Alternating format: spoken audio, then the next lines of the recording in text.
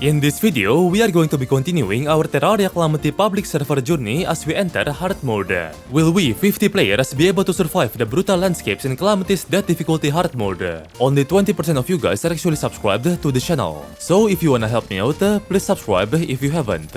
Before we continue, today's video is sponsored by Marvel Strike Force. Marvel Strike Force is a mobile squad RPG that allows you to battle with teams of superheroes and supervillains in a fight to save the universe against threats like Doctor Doom and Apocalypse. Power up your favorite characters to complete missions, unlock gear and other resources, and beat other players in PvP modes. Form an RPG squad of powerful Marvel superheroes and supervillains in a fight to save the universe. Mix and match characters from all corners of the multiverse, and pair them up in squads to form synergies to take down enemies that dare to stand in their way. Experience all of this action-packed gameplay in a visually stunning mobile game experience. New characters are constantly being released, and this March, be on the lookout for the highly anticipated Starjammers team. It consists of Lilandra, Havoc, Howard the Duck, Rocket Raccoon, and Groot. Marvel Strike Force is celebrating 7 years of epic battles. For a limited time only, use promo code 7 to unlock Nightcrawler and Cyclops for free. Don't miss out on this limited time celebration to kickstart your journey with these two powerful mutants. So what are you waiting for? Download Marvel Strike Force now by using my link down below to support the channel, and don't forget to use promo code 7 to unlock 100 free Nightcrawler and Cyclops shards. Thank you to Marvel Strike Force for sponsoring today's video. Alright, let's start the video. A quick recap on what happened previously. We defeated Wall of Flash and have successfully entered the hard mode. Defeating the wall also means all players gain access to his loot, including Demon Heart, which increases accessory slots by 1. Unfortunately, players also get access to the Firecracker Whip, which results in some racially questionable outcome. Going back to spawn, there are even more questionable things that happened, ranging from cool to insane, such as finding out a player has built a cool mini hut, and finding out a player has hoiked into the temple to acquire a lizard furnace. But the most insane thing that happened is the fact that the astral infection biome landed onto our spawn. This is a bug that had never occurred before in the entire history of Calamity, at least to my knowledge. That's gonna spawn a lot of enemies! There is a tower here. Yeah, the astral tower's here. A player by the name of Motivated Prime kept whipping me with his firecracker, so I had to take his whip away from his inventory. How did you get another firecracker? How? This happened not just once, but twice. I guess you can say this guy was truly racially motivated. Anyways, onto my main objective. I went to the underground caverns to mine palladium ores. Yo, don't steal my stuff, damn! Yo, mine your own palladium! Mine your own palladium, damn! Motivated! Mine your own palladium! Monkey! And yeah, let's just say mining hard mode ore in a server filled with more than 30 people is anything but peaceful. Not to mention, I had to stop players from summoning ASTRUM DEUS during early hard mode, as they get easy access to the astral beacon. Why does Titan Heart drop this early, man? What's the point? Things do get a bit calmer after some time had passed, so I finally was able to mine palladium and cobalt in peace. I used them to craft cobalt pickaxe and a full set of palladium armor, along with the cobalt shield. I mined down some obsidian and upgraded my cobalt shield to obsidian shield.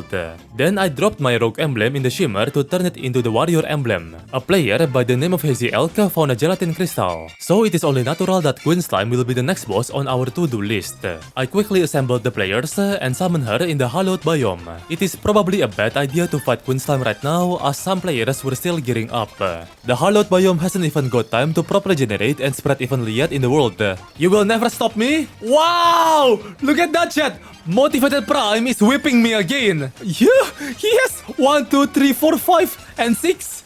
6 leather whips. 6. We were making solid progress until we brought Queen Slime to 50% HP, allowing her to enter Phase 2. During Phase 2, Queen Slime gains the ability to fly, and she becomes much more mobile, making it much harder for us to consistently deal good DPS to the Queen Slime, especially with our underpowered pre-hard mode weapons. Not to mention, people who were trolling by placing down TNT barrels around the arena did not help to make the fight faster either. Luckily, I was experienced enough to avoid the explosions. That's it, I'm arranging a new event that'll give a reward to whoever finds out who's been the culprit behind all these TNT barrel explosions. Our combined effort lasted from day to night, bombarding the gelatinous queen with barrages of projectiles. But at last, we were able to defeat Queen Slime, though with a not so happy ending. How much DPS? Ah! Oh my!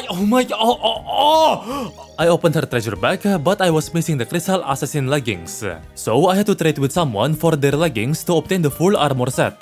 With the crystal assassin armor, we can now dash further and faster. I gave away my palladium armor by putting it inside a public community chest.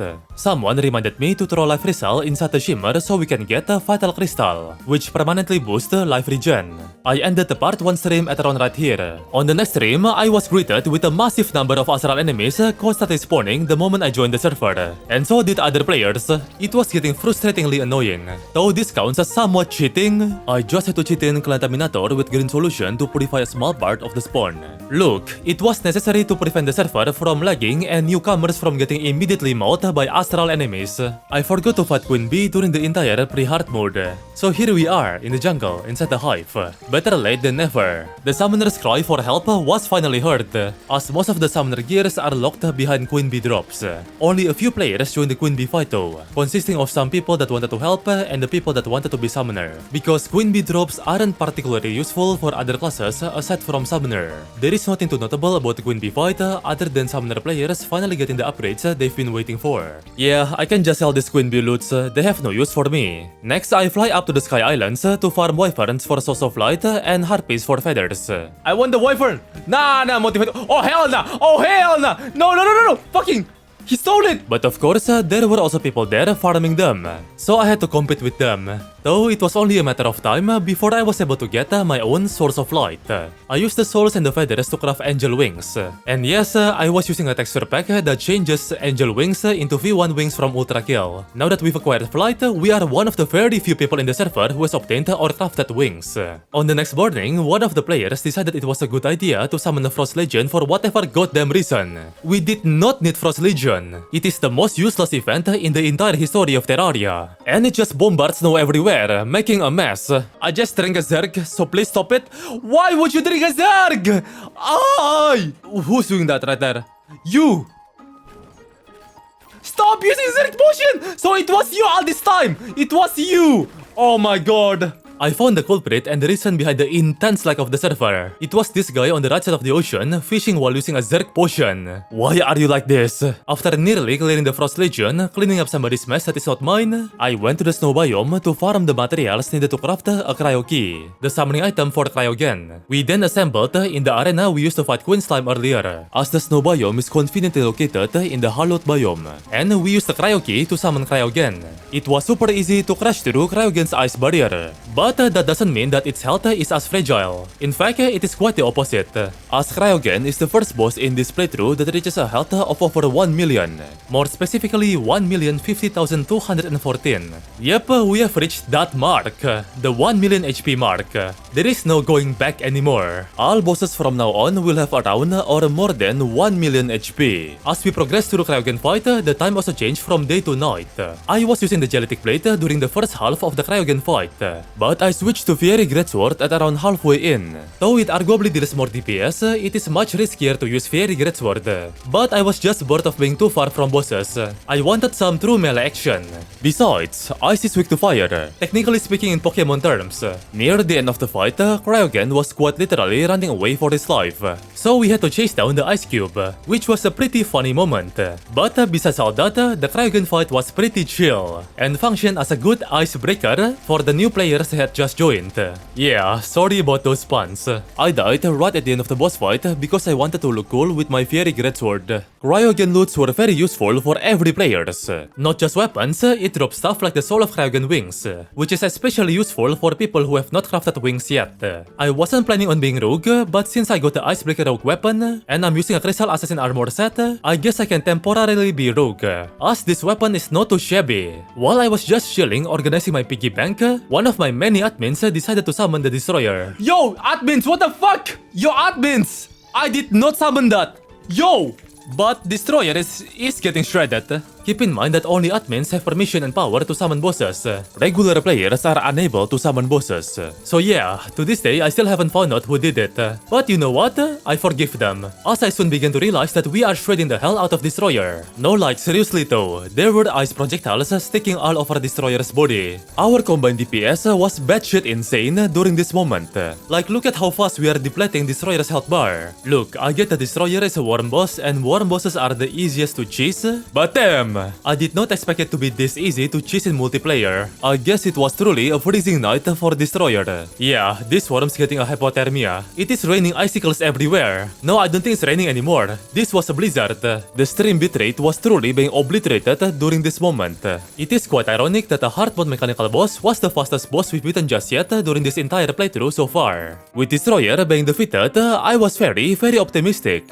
We already dug too deep. Might as well summon the twins on the same night. We were able to shred Destroyer, but can we shred the twins? Yet you are evil? Look, the guy that summoned Destroyer is not me. It was one of the admins. So like, come on. Am I the evil one here? Yes, I am. Well, not that much, just a tiny bit evil. I just wanted to limit tests on how powerful the players were. It is quite an interesting phenomenon to see that Spasmatism separated with Retinizer during this battle. Did they get into a divorce or something? Damn, the legal battle must be tough. This led to some players focusing on Retinizer and some focusing on Spasmatism, separating the player base too by 50-50. This actually felt like a divorce. I myself didn't know which one to pick. I'm basically like the middle child here. I didn't know whether I should focus on Spasmatism or Retinizer. I don't know which parent side to pick, so I just switched between them regularly. During this battle against the twins, the solar eclipse event happened. Damn, it happened this early? I never really get to experience a solar eclipse this early into hard mode with just one mech boss defeated. This feels a bit off. Wait, doesn't that mean it has turned daytime? Why haven't the twins despawned yet then? Why are they still here, alive and well? This was a bit of a weird experience. It just felt uncanny and off. But regardless, we took down Spasmatism first since it was arguably more dangerous, leaving Retinizer for last, then grouping together to bombard Retinizer with projectiles, successfully and officially taking down the twins, all in the middle of a solar eclipse. Since we are playing Calamity, the mech boss's Razorbacks doesn't provide much other than the souls. It requires all the mech trio to be defeated to obtain hallowed bars. On the bright side, now that two mechanical bosses are defeated, new hard mode ores have generated underground. I mined the material ores and turn it into a material pickaxe. Then I use the material pickaxe to mine adamantite and titanium, the obligatory yet classic hard mode ore mining session. I was able to mine more adamantite than titanium, so I used the adamantite to craft adamantite particle accelerator, along with ranger version of the armor. Yes, I'm switching to ranger class for a bit, since I was and still am in love with adamantite accelerator. I gave away my crystal assassin armor just in case anyone needs it. Then I went to the Brimstone Crack biome to farm materials needed to craft a chart idol. Yeah, people were spamming the announcement box on the surface. Don't mind the Lord has awoken message. People be mad creative nowadays. I am also here in the Brimstone Crack biome to mine down some of the minority hellstones.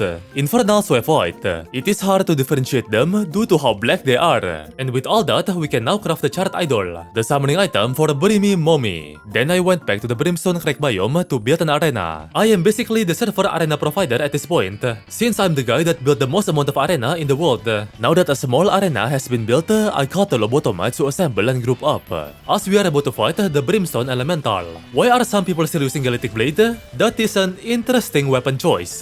The combination of icicle projectiles from other players and laser beams from Adamantite Particle Accelerator is starting to edge out my entire screen. A blood moon happened during the fight against Brimy, but I am more so curious onto what's wrong with the spawn dwellers and the AFK players at spawn. What the hell are they doing? They kinda pissed me off a bit.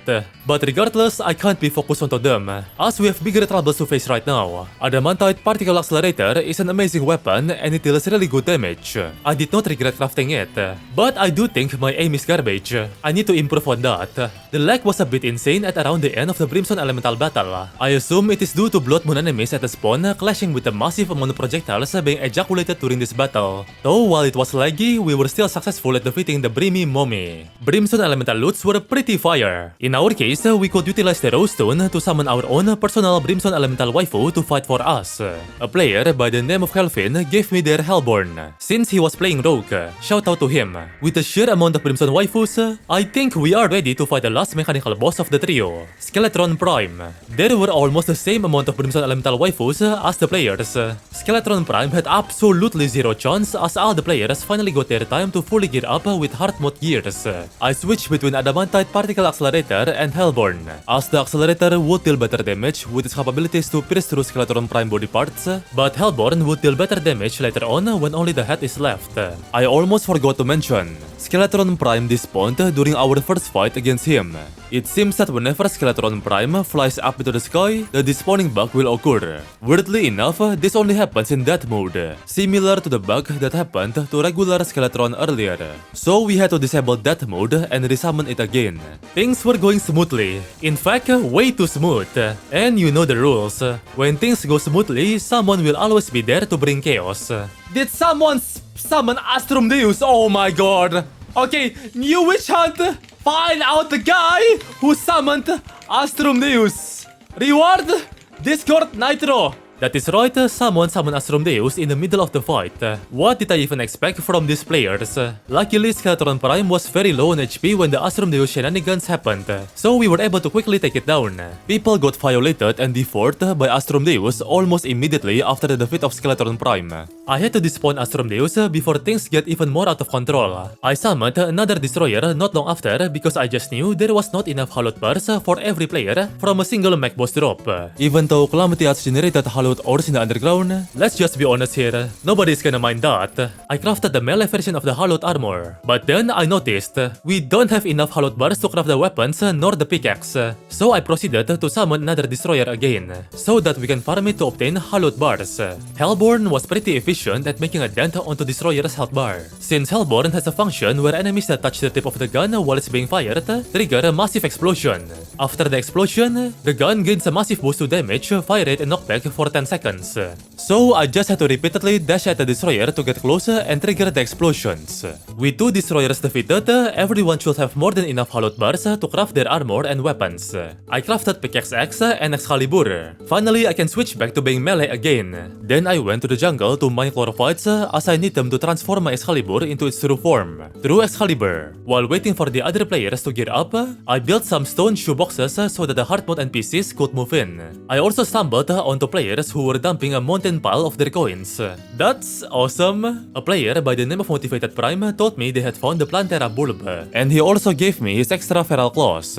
This was the same exact player who was whipping me earlier. The redemption arc is real. Turns out I forgot that the Plantera biome wasn't exclusive to Infernum. It also exists in base Calamity, and a lot of players were already there, waiting for me to summon Plantera. So here goes nothing. It is now time to summon and fight the Mother Nature herself, Plantera. I whip out my strong, long and girthy true Excalibur, while definitely not being jealous of those who wields the biome blade. Since me along with couple others were true melee, we had to stay close to Plantera's Kauk the entire time. The benefit of this is that we can stop her nasty green tentacles from reaching onto other players. Players that were using chlorophyte armor were also being extra useful during this battle, due to Calamity changing chlorophyte set bonus into releasing an aura that damages enemies and heals players inside the zone. The zone is a pulsating green circle aura thing. Plantera was actually one of the easier and squishier bosses during this playthrough. I assume due to how easy it is to craft hollow tier gears compared to other tiers in the progression. This feels like we are stopping Plantera from escaping her containment breach. SCP reference, yeah. Plantera would honestly be a perfect fit for an SCP now that I think about it. It is not good WoW if he doesn't die near the end of the boss fight. Ah, classic. 100k more, let me finish her. There you go, nice. I couldn't really utilize any of the Plantera loots other than the living shard materials and maybe the pick me stuff for a tiny bit of extra damage. Next, I went to the underwater to find a shadow chest and obtain a dark lance. From jungle to underworld, this was truly a sudden and extreme change of environment. Then I crafted Chlorophyte Partisan and Gangnir, and I combined all 3 of the spears with living shards to craft Botanic Piercer, the Terrablade version of spears. Another reason why I crafted it was because I was too lazy to compete with the players farming Motron for Broken Heroes Sword during Solar Eclipse.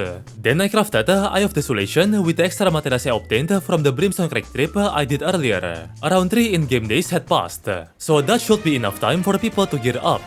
I very much believe it is now time to summon and fight Calamitas clone. I am a bit jealous of the people using Terra Blade, but I guess that's the cause of me being lazy. Botanic Piercer wasn't that bad though. It is essentially just Terra Blade in a spear form. Call me coping, but come on, they are virtually identical. It didn't take long for Calclone to initiate appreciate her bullet hell face. Not to brag, okay fine, I'm gonna brag a bit. But when you've been through Infernum Supreme Calamitas, this bullet hell face felt like a walk in the park. I mean, it is that mode, which is only one tier of difficulty below Infernum, but still, just one tier of difficulty difference makes a lot of significant impact. It did not take us long to defeat Calclone. I mean, she was on tier equal to Plantera, so it wasn't a surprise that we melted her. Calclone loots were pretty nice. Whoops, almost dropped my Void of Calamity there. It provides a good summoner staff and Tropis Vigil, and a decent shotgun that fires 3 bullets at once. Animosity. But the most useful drop for me was the Void of Calamity accessory. I upgraded my Feral Claws to Power Glove, crafted Avenger Emblem, then combined both of them into Mechanical Glove. Here are my current accessories and arsenal. I'd say it is not too shabby for a person playing in a 50-player server. Now that I have somewhat proper gear, I went to the right side of the ocean to find the triple question mark entity. Well, that was fast. I did not anticipate to find her that fast. I called all the players to assemble quickly at that, because let's just say our Void of Calamity accessory kept raining down hostile projectiles. And to summon Anahita and Leviathan, you would need to cause harm to the triple question mark entity. Yeah, there was no chance we could prevent Anahita from spawning. I changed the time to daytime since visual clarity was an issue. Fortunately, most of the players, whether in the spawn or in other locations, were quick to respawn and regroup with us. I built an arena while the others were busy fighting Leviathan. Since, let's just say I'm a responsible leader. I might have to alt F4 in real life after saying that. Our sweet, delicate butt cheeks are ready to be pecked by Anahita's trident. Okay, what? Why did I type this? I think I typed this after I dry scooped 2 scoops of energy drink powder directly inside my mouth at 4 AM. Yo, all the spawn campers. Yo, Joe Biden! Joe Biden! Come here! Yes, I just called in President Joe Biden to join the battle. As upon taking Anahita to half her HP, we have awoken the morbidly obese Leviathan. Man is pissed? Yeah, because there are spawn campers. They are doing absolutely bad shit nothing, while we do most of the work. Look at your map! Press M! And then scroll to the right side! Get you dumbass, I'm literally 3 bosses behind in progress. Doesn't really matter, any damage helps, any DPS helps. Also, you can get loots from the chest. I put a lot of loots in the chest. I'ma farm the saber. You, how does it storm saber? Dude, I put good loots in the chest. Why would you look for the saber? Why would you look for a storm saber? Pre-Leviathan, I mean, during Leviathan. The bosses are way stronger because the bosses scale with people. Right now there are 30 people, so it's multiplied by 30. You know what's frustrating, chat? So those spawn campers only joins when the boss HP gets to like very low, and then they take the treasure back. Like, genuinely, what the f***? I was feeling particularly grumpy that day, so please don't mind me complaining. I was quite literally modding. But hey, look at that. You know what they say, the bigger they are, the harder they fall. We successfully took down the Leviathan. Anahita left to go. Now, where is she? It is so hard to find smaller enemies with how many projectiles there are on the screen. She was already extremely low on HP though, so it didn't take long for us all to defeat her. Nice. Look at all the spawn campers teleporting. Wow! Wow! What a shame! What a pity! Shameful beings! Oh shit, everyone died there. What? I died too? 167k damage. Honestly, not bad. Yeah, I think I dealt the most damage. I wasn't even close, as the number 1 spot was held by Water Bottle at 177,000 damage. Sadly, I didn't get anything particularly too useful from the Leviathan. It's fine. Joe Biden! The fucking Leviathan! The fucking Leviathan's dead! Why are you looking for Storm Saber? I can literally give you a better weapon right now! How? How are you looking for Storm Saber? No! What the hell, man? You're actually Joe Biden in real life. Holy! Why are there so many women? I don't know, man. I don't know. I was asked by some players to teleport to them. Turns out they were already inside the temple. Damn, these players really wanted to speedrun instead of taking their time, huh? Well, I don't really mind that too much. So I built a quick arena for the players and summoned Golem. That is a lot of health. 1,346,000, not including armor. Guys, Can you guys inflict ice to him? Being cramped inside a small room inside the temple filled with more than 30 players spamming their hard mode tier weapons is literally a claustrophobic person's worst nightmare. I apologize if any of you viewers or players are claustrophobic. It was near impossible to differentiate the projectiles being ejaculated from allies or foes at this point. I couldn't tell if those yellow blasts were Golem's projectiles or another player's infernal fork or something.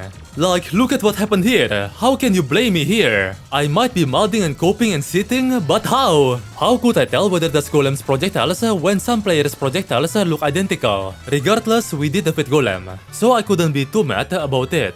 I just wished I was there to deal the final blow together. I got a Sunstone and Golem's fist from the treasure bag. Hey, I can try to make this work. With Golem defeated, the Steampunker NPC now sells Steampunk wings. Hell yeah! I sold some of my good stuff to buy it. This wing is so good and energy efficient. I can't stress how useful it is. The downside is just the fact that it costs your life kidney to buy it. I ended the part 2 stream at around right here. On the next stream, right when I started, a player found a Martian probe and started a Martian invasion. Yep, we just started the server and we are already off to a chaotic start. I truly love my server. My primary objective during this Martian invasion is to get an influx wafer dropped by the saucers. And to do that, I must compete with the other down horrendous melee players trying to get it as well. Come to Papa, come to Papa. No, let me get it, let me get the loot. No, yes, oh, I got it. I got the influx waiver! I am glad I didn't overreact there. I am happy that I got the influx waiver amidst multiple of players competing against each other at the same time in hopes of obtaining it. I kinda feel guilty, yet this also feels so rewarding for all the wrong reasons. The Martian invasion did last for quite a while though. I am sure plenty of others got the Martian loots they wanted. Hopefully. We just started off the part 3 of the livestream, yet we already cleared the Martian invasion event. We are off to a bright start. While flying around, I spotted a thief stealing from the community mountain pile of gold coins. I gave away my Golem's fist to someone else because I think I am fine with my influx wafer and botanic piercer. I never took the time to explore the world properly, so let's do that for a bit. This building was made by a player by the name of Ice Spider. I do have to mention, at the time of recording, I was hosting a building competition, where the 3 best builders will be able to win $5 Steam gift card. Hey, it's not much, but it's something. I was given a Spelunker potion from a kind player by the name of Senna, which was still using Fictite armor. I went to the underground jungle again to mine even more chlorophyte, as we need plenty of them to craft beetle armor. While we are in the jungle, we also defeated a few Plaguebringer mini-bosses for their plague cell canisters. I thought I needed to craft chlorophyte armor first before turning it into turtle armor. Wait, did they change the recipe? They changed the recipe! So I was mining chlorophyte for nothing. Oh, wait, there is still shimmer. There is still shimmer! Yeah, there is still shimmer! But it turns out I was wrong. Luckily, there is the shimmer to fix my mistake. I can just dunk my chlorophyte armor pieces, and I'll be able to get my chlorophyte bars back. Damn, I wonder what will happen to me if I jump inside the shimmer in real life. I was too lazy to farm turtles, so I typed in the chat want to buy turtle shell, as I need them for my turtle armor. While waiting for a seller, I went to the jungle to farm some plague cell canisters and maybe get some turtle shells here too if we are lucky. Once I got most of the jungle materials I needed, I crafted the turtle armor and transformed it into the beetle armor. I crafted the scale mail version instead of the shell, because I didn't have to worry too much about defense or dying with this many players. Rest assured, I had already found and implemented a way to make dying riskier during Season 2 and have more significant repercussions. I gave away my hallowed armor to this player called Senna, as she was still wearing Fictite armor, and she also gifted me a Spelunker potion earlier. I used the plague cell canisters to craft Abomination, but before summoning and fighting Plaguebringer Goliath, I have to go to the dungeon first to farm some ectoplasms, as I needed some to craft a naughty present.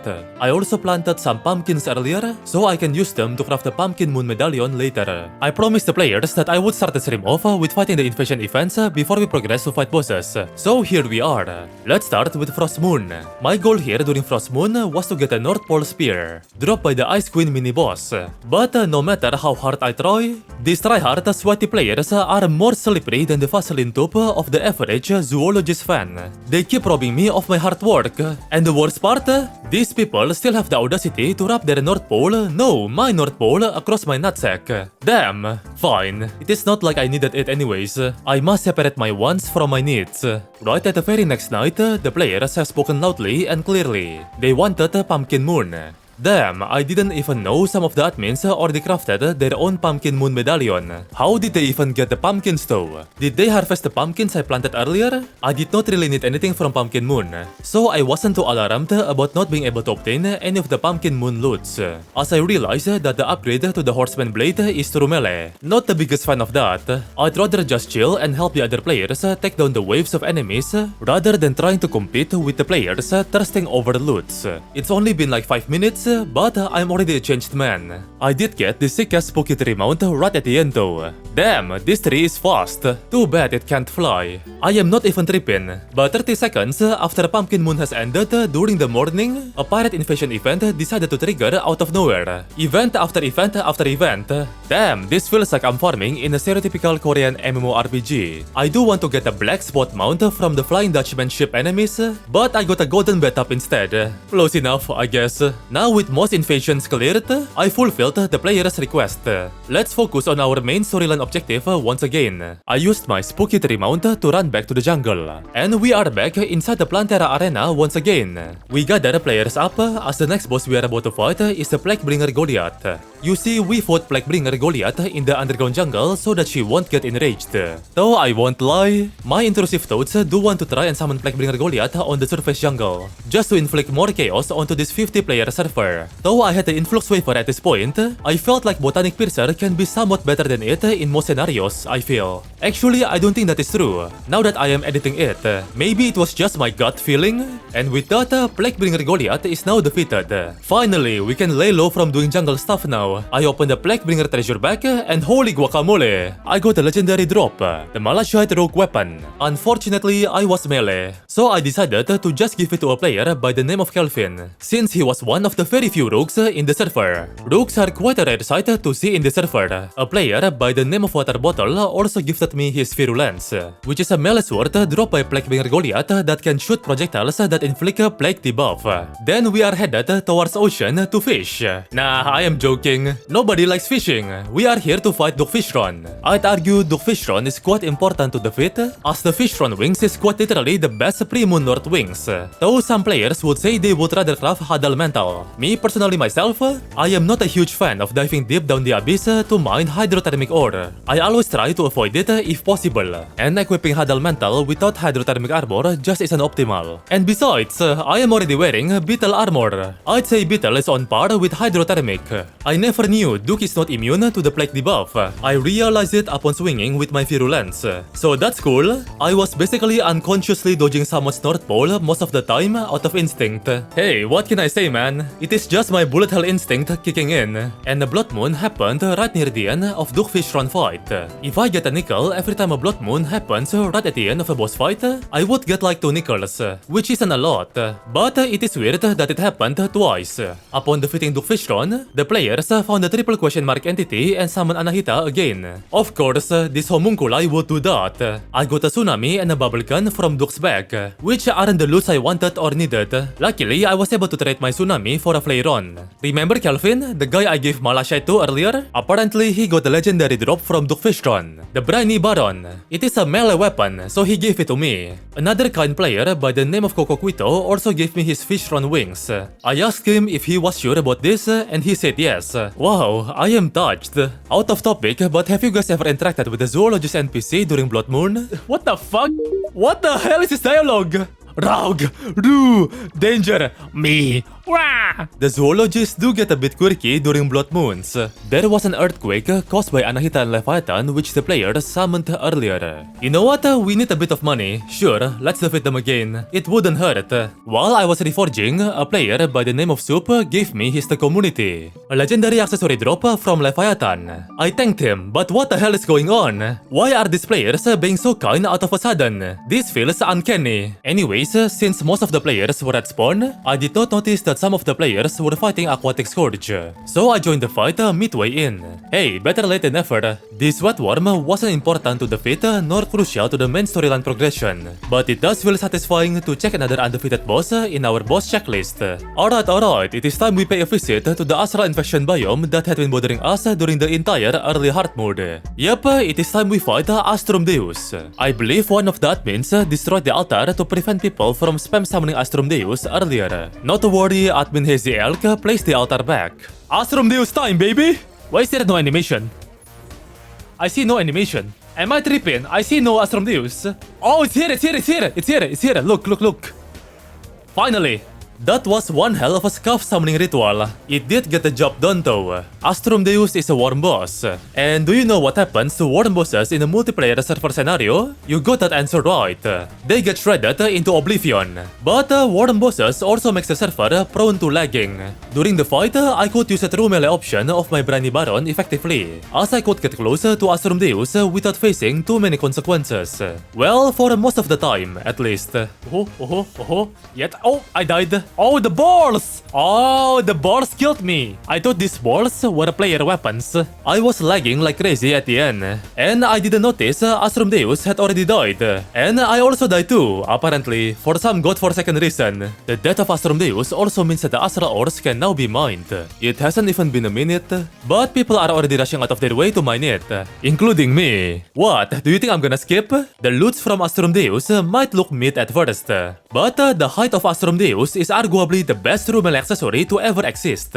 It provides an effect where taking damage from an enemy boosts your true melee damage by 30%, which is very powerful. Defeating ASTRUM DEUS also means that some people inevitably get their hands on the microwave yo-yo. I hate the sound effect from the yo-yo so much. God, why did the Calamity devs even make this garbage? It is a bit ironic that we are about to fight ASTRUM AUREUS.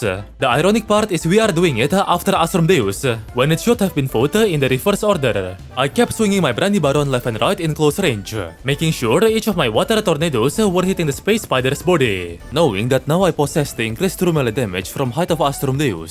I did not care much about how much damage I took or the risk of me dying, as I believe I have a chance at finally placing at the number 1 spot in the most DPS dealt to boss ranking. I couldn't true melee ASTRUM AUREUS all the way through as it was running away and trying to escape near his death, so I had to switch to my Flareon to deal the finishing blow. But that did not matter, as somehow, someway I dealt the most DPS to ASTRUM AUREUS. Yo! I beat water! I am top 1 DPS! 300k DPS! The swagger of a young, black, independent man. Trust me, I was in utter disbelief too, as this was my first time placing number 1 in the DPS leaderboard. While I was bragging my top DPS status, a random player killed the last Lunatic cultist member on their way to the dungeon. I can't really blame them as there was only one cultist member left. All the players teleported to the dungeon ASAP. This was definitely an unexpected outcome, as I planned to fight the Empress of Light and Ravager before initiating a battle against the Lunatic cultist. Lunatic cultist was fragile and easy to damage. Is there a word to describe how vulnerable and prone an enemy is to damage? I don't think cultist is in any way, shape or form weak. Okay, maybe they kinda are. What I'm trying to say is that it didn't take long at all to deplete Lunatic cultist's health pool. I was low-key being way too overconfident during cultist battle due to me placing on the number 1 DPS spot during ASTRUM AUREUS. So my ego was inflated, which resulted in me dying multiple times. What have I become? I became the monster I once hated. Another gripe I had is that a lot of the players kept flying up. I literally cannot see 80% of the fight. This was a genuinely annoying issue. Like seriously, come on. I am sorry for cursing, but I literally can't see shit. Anyways, with Lunatic cultist defeated, hopefully the Ancient Manipulator falls into the right hands. Now the Celestial Pillars have spawned all over the world. I of course rushed to the Solar Pillar location since I was melee. Didn't take long to take the Solar Pillar down since the player base is primarily dominated by the melee class. Did I mention how laggy the server was due to 4 different pillars being fought all at once? I crafted Daybreak and Solar Eruption using the Solar Fragments. Listen, again, I really wanted to fight Ravager and Empress of Light before Moonlord, but I low-key knew this was coming. It's been like only 3 minutes, but all the pillars have already been destroyed. Damn, I knew this incident was inevitable and unavoidable due to players' greed. So let's just embrace it and clench up our butt cheeks. Okay, now what is happening? Why is Moonlord not spawning? It's been like 3 minutes. This isn't normal. Welp, it looks like the big guy isn't coming to town. Oh shit, he's here. I periodically switch between Daybreak and Solar Eruption during the fight against Moonlord. I spam throw Daybreak randomly when Moonlord is far away from me, and I use Solar Eruption when he is near me. As simple as that. This fight against Moonlord felt lore accurate for all the wrong reasons. Why, you might ask? Because the players that were being targeted by Moonlord kept flying up to space. This made it hard for the other players to chase and catch up with Moonlord, including me. Though while I was being targeted by Moonlord's Death Ray beam, I started to understand why people kept flying up. It was easier to dodge the Death Ray by flying vertically. I think he's draining our HP. What? He teleported! He drains our HP! Do not listen to water! I've played these games before! Damn, Moonlord do be freaky with those tentacles. You know what else is freaky? The fact that Moonlord is able to steal players' HP using those same tentacles and regen his health back. So we really had to lock in as a team and dish out plentiful of damage at the same time to negate Moonlord's lifesteal. Midway through the fight, once we took down all 3 of Moonlord's eyes, I realized that Moonlord was bugging like crazy. Despite his core already being exposed, the 2 eyes in both of his hands and the 1 eye in his biggest forehead regenerated. What the hell is happening? I don't even know anymore at this point. But I commanded all the players to just focus on targeting his core. And at last, despite all the hardships we faced, challenges like sandbox we encountered, we're almost there! Yeah! Oh, that's a lot of tentacles. Yeah! Moonlord defeated! I told you guys, together as a team! As a team, we can beat Moonlord! All 50 of us players were able to successfully defeat Moonlord. But our journey has yet to end, as we have just made our way into the next stage of progression, which is none other than Terraria Calamity post-Moonlord. Will we, 50 players, be able to survive the hard challenges of Calamity's post-Moonlord and save Terraria once and for all? Or will we fall in the process? Post-Moonlord and the rest of the full movie coming very soon. Thanks for watching and see you in the next one.